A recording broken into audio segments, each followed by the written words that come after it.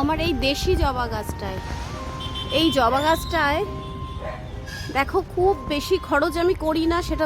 নমস্কার বন্ধুরা, পম্পার পাঁচমিশালি চ্যানেলে তোমাদের সকলকে স্বাগত। বন্ধুরা, ছাদে এরকম একটা দুটো জবা গাছ থাকলে যথেষ্ট।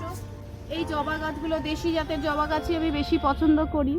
তো জবা গাছগুলোর জন্য কি পরিচর্যা করি সেটাই আজকে তোমাদের সাথে শেয়ার করব। আমি খুব চেষ্টা করি যেগুলো ঘরোয়া জিনিস দিয়ে করা যায় সেরকমভাবেই আমি করি, জৈবভাবে। তো সত্যি কথা বলতে বন্ধুরা, জানো তো আমার বাড়ি থেকে গাছের সারের দোকান অনেকটাই দূর। আমি যে চট করে সার কিনে আনবো সেটাও কিন্তু পারি না।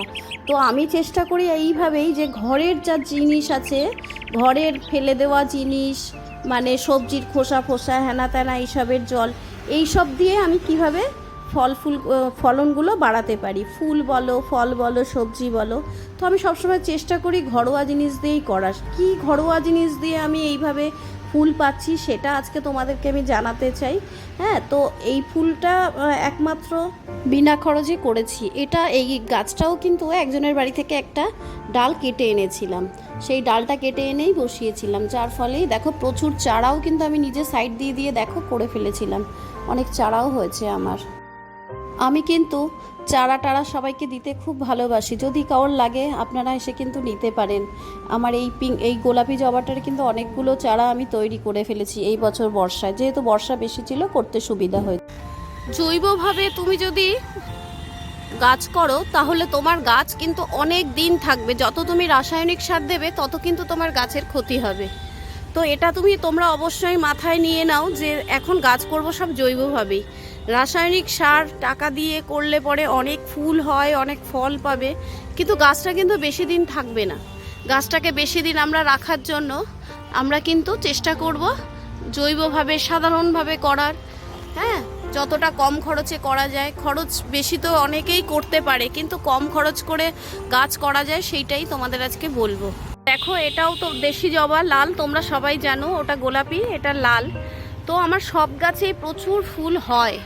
হ্যাঁ, শীতকালে কম হয় না। শীতকালে আমি এগুলোকে কদিন বাদে আবার পিঞ্চ করে দেবো, যাতে আবার পরের বছর অনেক ব্রাঞ্চ বেরিয়ে অনেক ফুল হয়।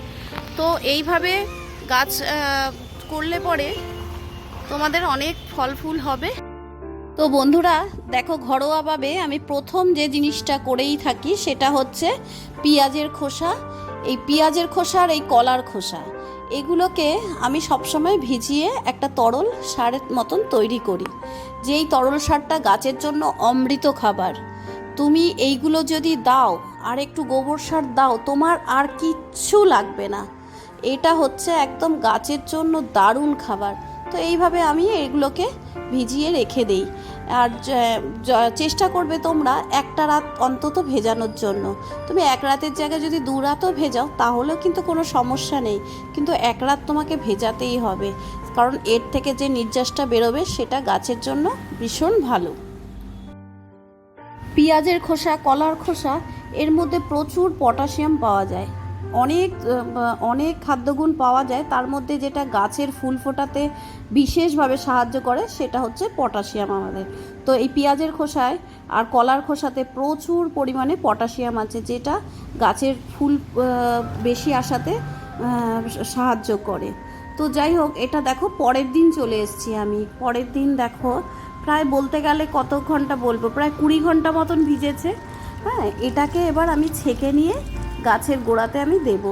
এটা গাছে স্প্রে করেও দেওয়া যায়, গাছের গোড়াতেও দেওয়া যায়, তোমরা যেটা সুবিধে হয় সেভাবেই তোমরা করো। এটা কি হলো, এটা 50% এই তরল সারটা নিলাম আর 15% প্লেন জল নেব। নিয়ে এটাকে এবার আমি গাছের গোড়ায় দিয়ে দেব। এটা আমরা যখন গাছের গোড়ায় দেব চেষ্টা করব যে গাছের গোড়ায় যে আগাছাগুলো আছে সেগুলোকে সবসময় পরিষ্কার করে নেওয়ার জন্য। আমার যেহেতু জবা গাছের গোড়ায় প্রচুর জবা গাছেরই চারা করা আছে, সেহেতু আমি এই গোড়াটাকে খুব বেশি পরিষ্কার করতে পারলাম না। এইবারে আরেকটা গুরুত্বপূর্ণ জিনিস যেটা করা উচিত, আমাদের যেহেতু গাছে ভীষণ এই সময় বর্ষার শেষের দিকে ফাঙ্গাসের অ্যাটাক হয়, বিভিন্ন রকম পোকার অ্যাটাক হয়। এই একটা সময়ই কিন্তু খুব বেশি পোকা গাছে দেখা যায়। সারা বছরের মধ্যে সবথেকেই বেশি গাছের সমস্যাটা হয় ঠিক এই সময়, বর্ষার শেষের দিকে। তো এই সময় আমি কি করি, এই যে আমার যেহেতু ছাদে নিম গাছ আছে, নিম পাতা তুলেই নেই, তবে নিম পাতাটা পেস্ট করে নিলে আর একটু বেশি ভালো হয়। তো আমি একটু ক্র্যাশ করে নিয়ে নিম পাতাটা জলে ভিজিয়েছি, তার সাথে দিয়ে দিয়েছি একটু ঘরেরই হলুদ গুঁড়ো, আর দিলাম কি কর্পূর দিয়ে এগুলোকে ভালো করে একটু ভিজিয়ে নিতে হবে, প্রায় ঘন্টা দুয়েক ভিজিয়ে রাখলেই যথেষ্ট। তো এবার এই যে ঘন্টা দুয়েকের জন্য ঘুরে এসে তারপরে দেখো আমি এবার এটাকে কি করব, এটাকে স্প্রে করব, সারা গাছে ভালো করে স্প্রে করব, যার জন্য আমি এই জলটা ছেঁকে নেবো, নাহলে স্প্রেয়ারটা তো খারাপ হয়ে যেতে পারে পাতা টাতা থাকলে। তার জন্য সবসময় ছেঁকে নিয়ে স্প্রেয়ারে দেওয়া উচিত। এই ঘরোয়া এটা কিন্তু খুব কাজের জিনিস, তোমরা এই কর্পূর, হলুদ আর নিম পাতা দিয়ে দেখবে, তো ভীষণ কাজের জিনিস। চলো এবার এটাকে আমরা স্প্রেয়ারটাকে বন্ধ করে দিয়ে, চলো স্প্রেয়ারটা কদিন ধরেই খুব খারাপ হয়েছে, আজকে জানি না কি হবে, একটু হচ্ছে একটু আটকে যাচ্ছে, এরকমই হচ্ছিল। হ্যাঁ দেখো বন্ধুরা, স্প্রেয়ারটা আজকে কাজ করছে না, তার জন্য চলো অন্য একটা স্প্রেয়ার নিয়ে কাজ করি। চলো এই যে এই স্প্রেয়ারটাই ছিল, এই মুখটা ছিল, এটা ঘরের যে কোনো বোতলের সাথে ইউজ করা যায়।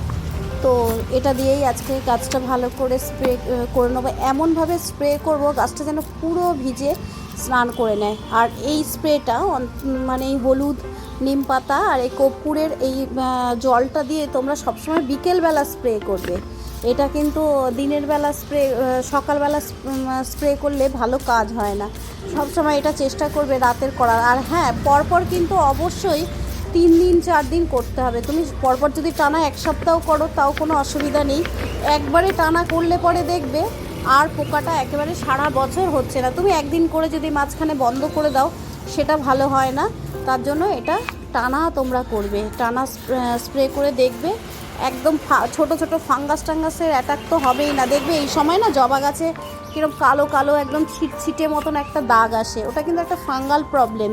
ওই ফাঙ্গাল প্রবলেমটার জন্য কিন্তু তোমাদের অবশ্যই এইটা স্প্রে করা উচিত। তোমরা কিনে রাসায়নিক স্প্রে করতেই পারো, সেটাই আমি না করব না, কিন্তু এটা করলে পরে অসুবিধা হয় না। আমি এইভাবে অনেক বছর ধরেই করে আসছি, সেই জন্যই তোমাদেরকে জানালাম। এটা আমি এইভাবে করে কাজ পেয়েছি বলেই তোমাদেরকে। বন্ধুরা, যাদের ছাদে ছাওয়া বেশি তাদের কিন্তু গাছে এই আক্রমণগুলো, ফাঙ্গাসের আক্রমণগুলোও কিন্তু বেশি হয়, তারা কিন্তু এটা করে দেখো, ভীষণ উপকার পাবে। তো নমস্কার, ভিডিওটা এখানেই শেষ করলাম। যেগুলো উপকার পাই সেগুলোই তোমাদের সাথে শেয়ার করি। দেখা হচ্ছে পরবর্তী কোনো ভিডিওতে। যারা নতুন আছো চ্যানেলে তারা সাবস্ক্রাইব করো, আর যারা পুরনো আছো তারা লাইক কমেন্ট করো। দেখা হচ্ছে পরবর্তী কোনো ভিডিওতে। টাটা।